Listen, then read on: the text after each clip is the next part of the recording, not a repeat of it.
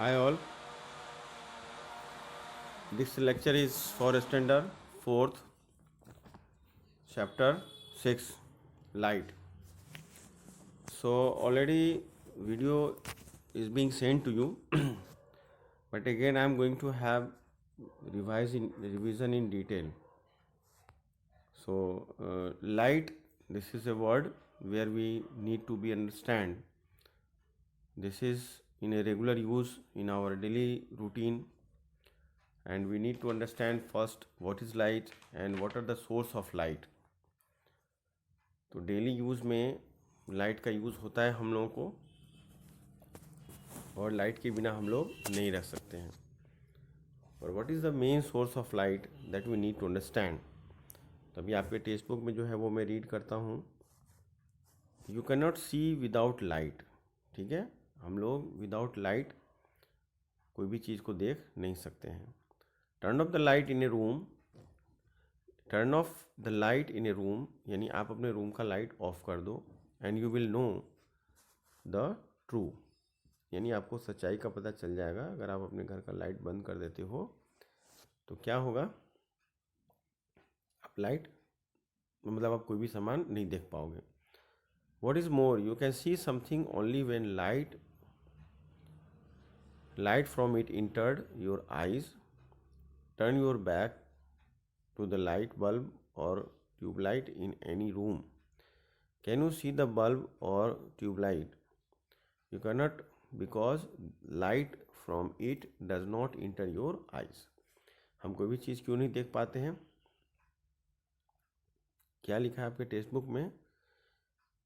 Can you see the bulb or tube light? You cannot, because light from it does not enter your eyes. यानी हम tubelight और bulb को नहीं देख पाते. क्यों? बिकॉज उनका लाइट हमारे आँखों में नहीं आता है. ठीक है. Light towards in straight line.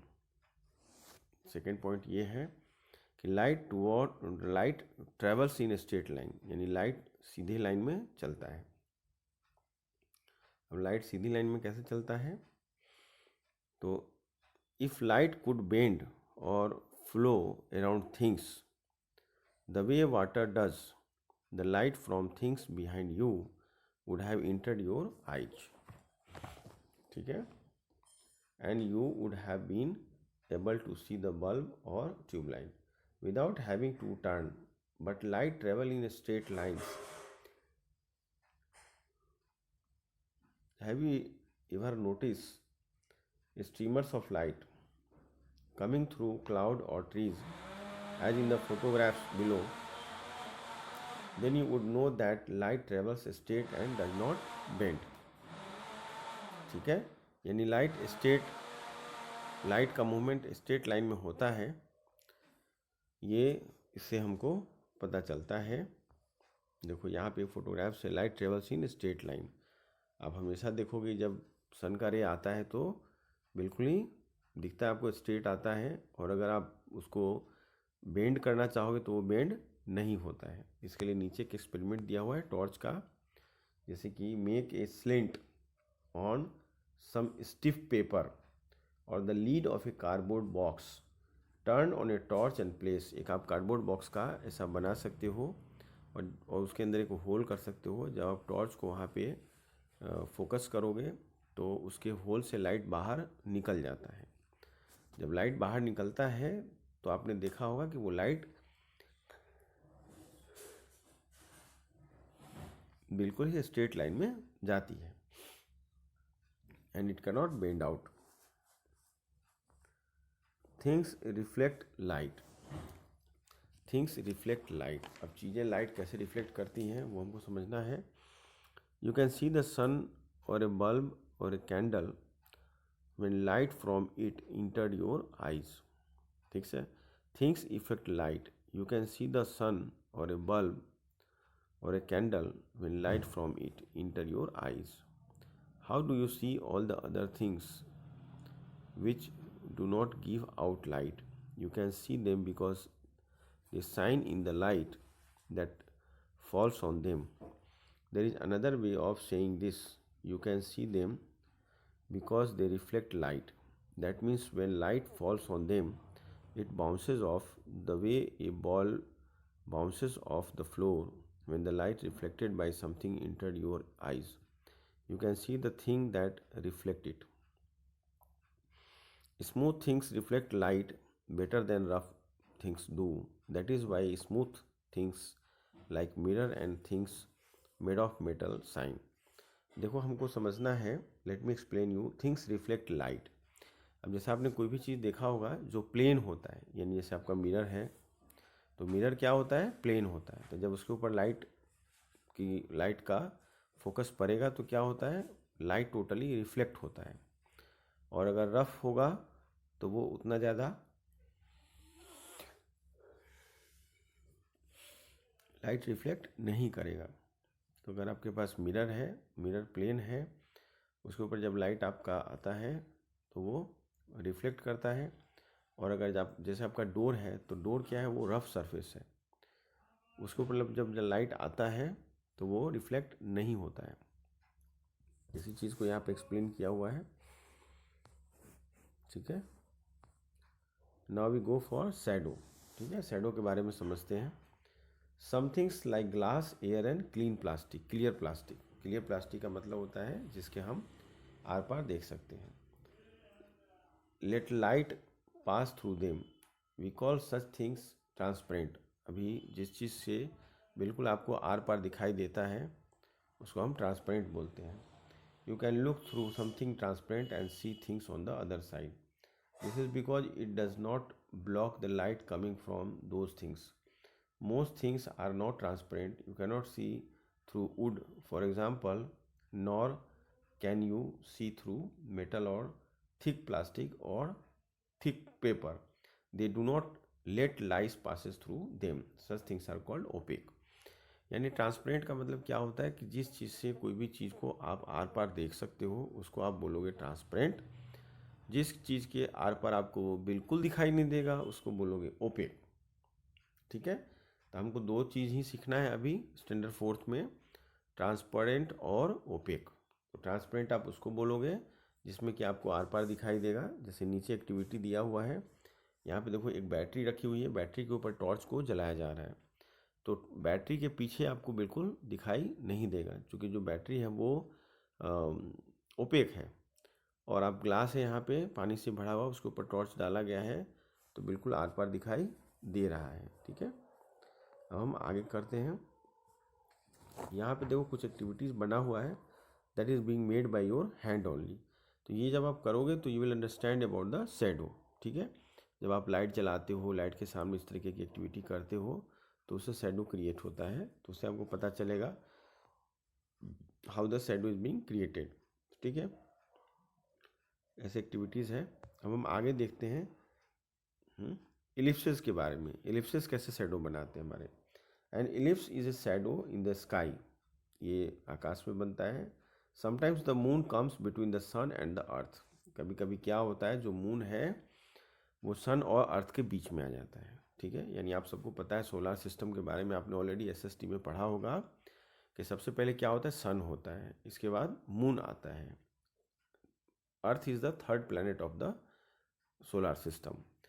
तो कभी कभी क्या होता है कि जो मून है